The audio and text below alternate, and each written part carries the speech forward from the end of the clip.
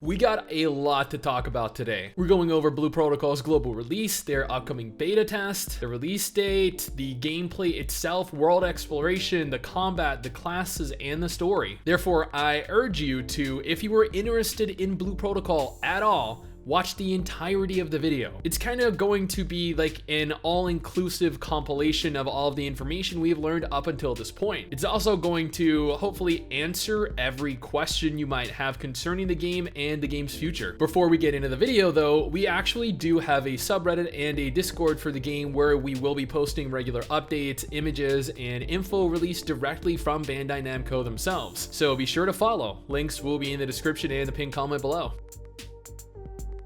Alright, so by now you've probably seen the new trailer. You've went onto YouTube and you've checked various videos from a plethora of different players that got into the first alpha test, and you're excited. Awesome, so am I, and so is everyone else. Blue Protocol is a beautiful, incredibly high-quality AAA Japanese MMORPG being developed by Bandai Namco. The game is built on Unreal Engine 4 and has a fast, dynamic combat system similar to KurtzPel or Soulworker. It utilizes a beautiful cel-shaded graphical style and is perhaps one of the best-looking anime MMOs I have ever seen. Blue Protocol is still currently in development, however it does have an estimated release date of 2020. There was an alpha test that took place back in the middle of 2019, and the game is going to be opening registration for closed beta testing on February 12th.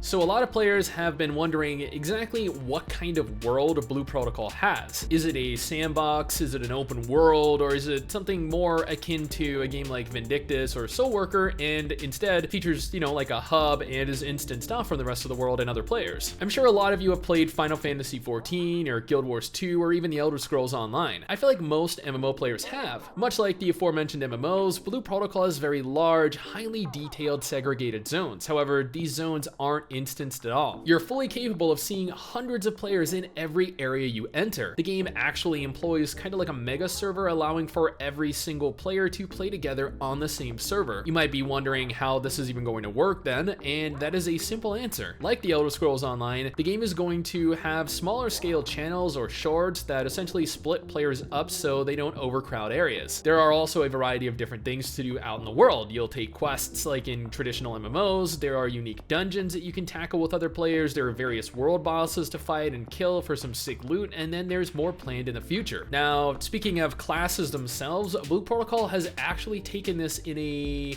an interesting direction, I reckon. There are 4 classes in total right now: the sword and shield wielding Aegis Fighter, the dual axe wielding Twin Striker, the long range bow wielding Blast Archer, and finally, the powerful elemental magic wielding Spellcaster. Upon inspecting the list of classes, you might think that there is a holy trinity of tank, healer, DPS, but that is not actually the case. Blue Protocol doesn't have a dedicated tank or a dedicated healer. While there are classes that can technically generate additional threat and classes that can actually decrease threat, no class is actually classified as a tank specifically. Likewise, every class actually has access to their own self-heals, meaning that combat is going to be less focused on tanks tanking monsters and healers healing teams, and more focused on individual players working to keep themselves alive on their own while attempting to maximize damage output. Although I do believe that the Blast Archer and the Spellcaster do have access to AoE heals, which means that while the other 2 classes do have self-heals, the first 2, the Blast Archer and the Spellcaster, are going to be much more beneficial to have in your team because, they're going to be able to cast AoE heals and heal up the group more than the other 2 classes would. This is going to become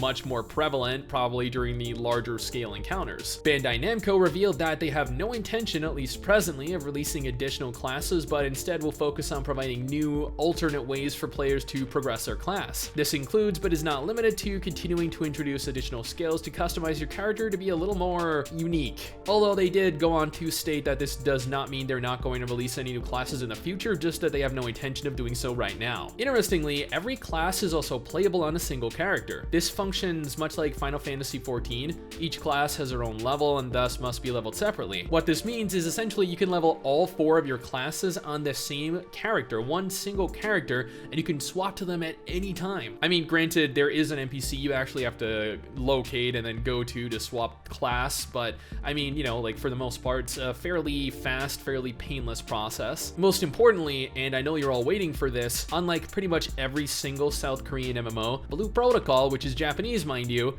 will not feature gender locking of any kind. none. Additionally, since you'll be playing every class on a single character, it's probably refreshing to know that the character creator is pretty damn good too, huh? Combat is complete action combat. If you've played KurtzPel, Soulworker, or heck even Terra, then the combat will likely feel very familiar to you. Unlike Black Desert, that is all about memorizing combos and keybinds, Blue Protocol has a variety of hotkeys for you to set your skills to, and there are a lot of skills planned, meaning that it's crucial to determine the kind of playstyle you want to invest time into. Attacks are bound to the left mouse button and the right mouse button, with your actual skills being placed on your hotbars. You can move while casting, fighting, and you can even fight while jumping. The combat is very highly dynamic. Both crafting and gathering are going to be present in-game as well. While I'm unsure of the specifics with regards to what is planned for crafting, during the alpha test you could craft 4 different tiers of weapons within the city. Crafting requires materials obtained via gathering, killing monsters, and even dungeons. Gathering takes 3 different forms. You have mining ore, you have harvesting herbs and other plants,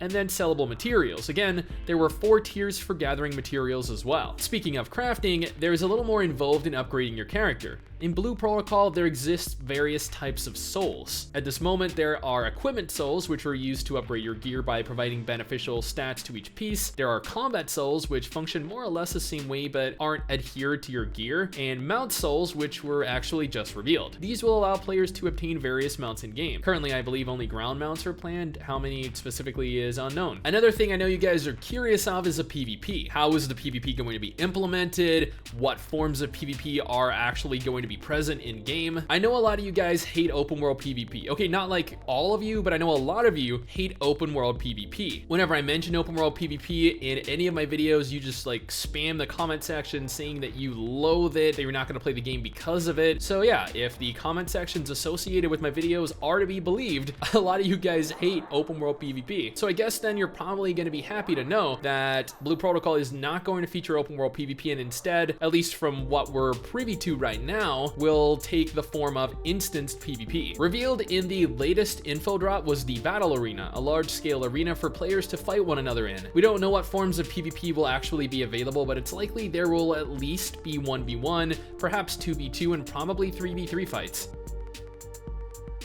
The alpha test took place back at the end of July 2019. Bandai Namco had an NDA in place that prevented players from sharing what they recorded or captured at the time. The alpha had 10,000 players participate over the course of several days and had over 5 million applicants at the time of alpha registration. Bandai Namco have announced that on February 12, 2020, they will actually be opening registration for a brand new closed beta testing phase. The limit this time will be 50,000 players, which is 5 times the number of the closed alpha. However, with how much publicity the game has gotten over the last 8 months, it's safe to say more than 5 million players will be applying this time round. It has been confirmed that there will be no NDA in place for the closed beta, meaning players can share any content they wish, screenshots, videos, information.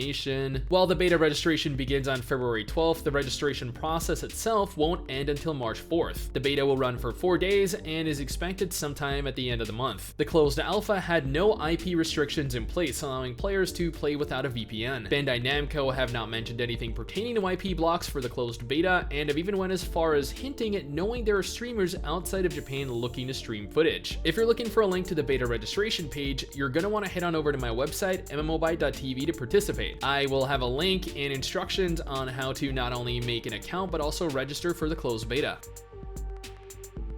This is one of the most important topics for the majority of us, whether or not Bandai Namco have any intention of releasing the game globally. So early in February, Bandai Namco posted a job opening for a localization director that will be in charge of localizing Blue Protocol. People speculated that this meant that they were looking to release the game into English, since that is the language required to be spoken fluently. Shortly after, they proceeded to register the Blue Protocol trademark in North America and Europe, further confirming their stance on releasing the game within those regions. While the game is still not 100% confirmed to be releasing everywhere in the world, this is about as good as we're likely going to get until an official confirmation is given. There is currently no release date planned for the game within Japan currently, but they did mention their intention of releasing before this year ends. Since neither the alpha nor the beta will restrict players based on region, it's safe to speculate that the game itself will not impose IP restrictions when it launches in Japan. Finally, Bandai Namco expressed interest in launching Blue Protocol as a free-to-play MMORPG with a functional cash shop selling selling cosmetic items. We'll have a better look at how the cash shop functions during the closed beta in March, but there will be no fee to play the game. I cannot express verbally how excited I am for Blue Protocol. It is a fast action anime MMO with tens of thousands,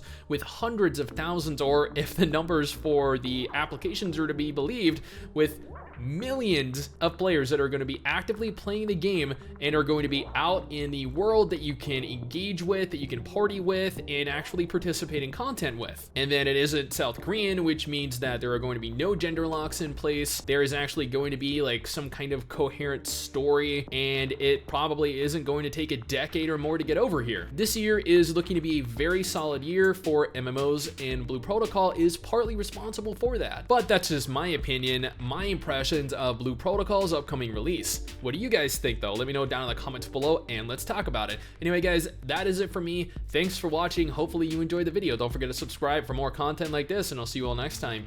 Peace. Someday soon I'm gonna make it. Yeah, all hard work's gonna be worth it. Ooh,